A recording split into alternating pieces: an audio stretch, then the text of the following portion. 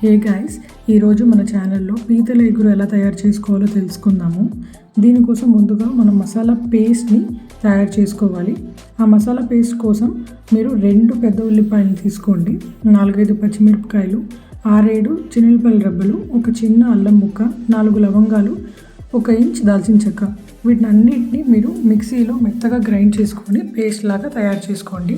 దాని తర్వాత కడాయిలో నూనె యాడ్ చేసుకున్న తర్వాత నూనె వేడెక్కిన నూనెలో ఈ మసాలా పేస్ట్ని యాడ్ చేసుకొని పచ్చివాసన పోయేదాకా దాన్ని మంచిగా ఫ్రై చేసుకోండి. దాని తర్వాత పీతల్ని కూడా యాడ్ చేసుకొని 2 నుంచి 3 నిమిషాల వరకు హై ఫ్లేమ్లోనే ఫ్రై చేసుకోండి.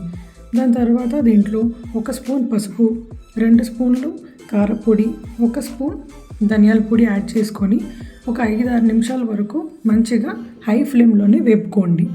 వేపుకున్న తర్వాత మీరు 4-5 టమాటాలని ప్యూరీ లాగా తయారు చేసుకొని ఇందులోనే కలిపేసేయండి.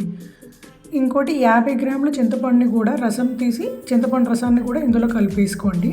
మీకు సరిపోయేంత నీళ్లు కూడా దీంట్లో అప్పుడే యాడ్ చేసేసుకొని మీకు కావాల్సినంత ఉప్పు అంటే సుమారుగా 1 నుంచి 2 స్పూన్లు ఉప్పు కూడా ఇందులో యాడ్ చేసుకోండి.